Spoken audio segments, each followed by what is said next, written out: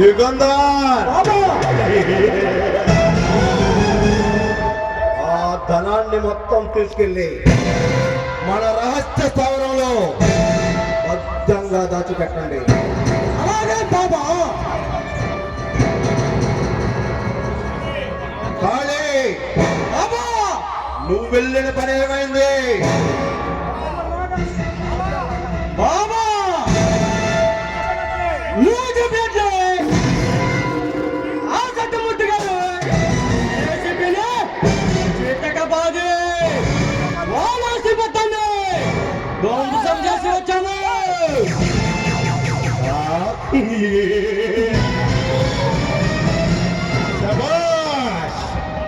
ధనమున్నదన్న అహంకారంతో కళ్ళు మూసుకుపోయి వాళ్ళ సర్వస్వాన్ని మొత్తం కొల్లగొట్టించారా.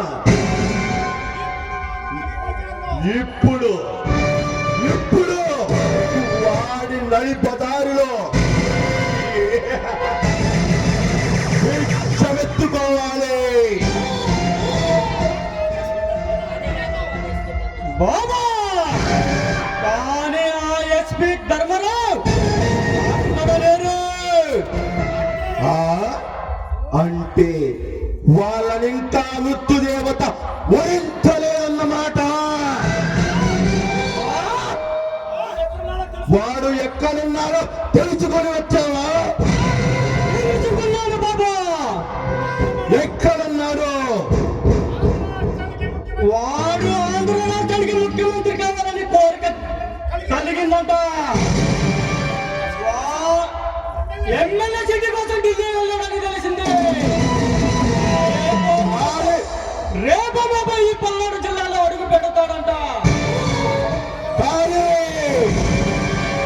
వాడు రౌడీగా నాడే ఈ రాష్ట్ర ప్రజల రక్త మాంసాన్ని పీల్చి పిప్పి చేశాడు. ఒకవేళ వాడు ఈ రాష్ట్రానికి ముఖ్యమంత్రి అయితే మన రాష్ట్రాన్ని పరాయి దేశాలకు అమ్మగలడు.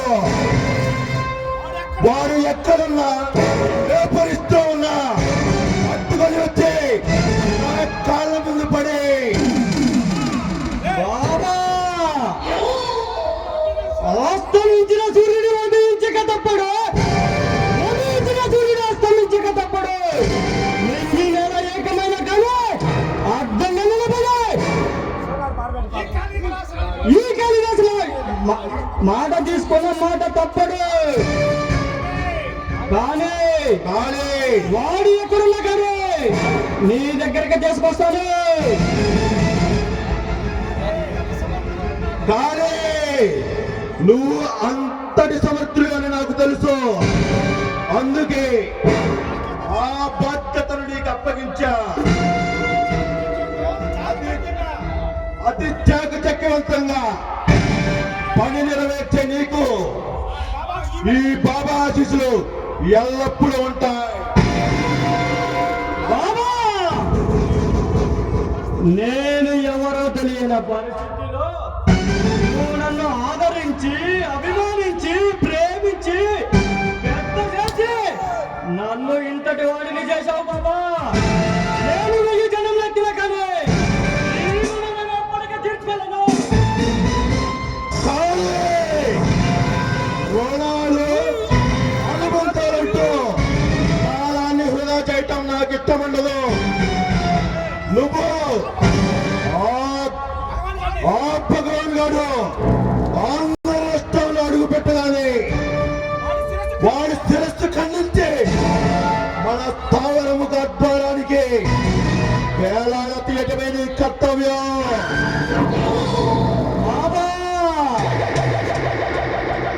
నేను ఒక విషయం అడుగుతాను, నిజం చెబుతావా?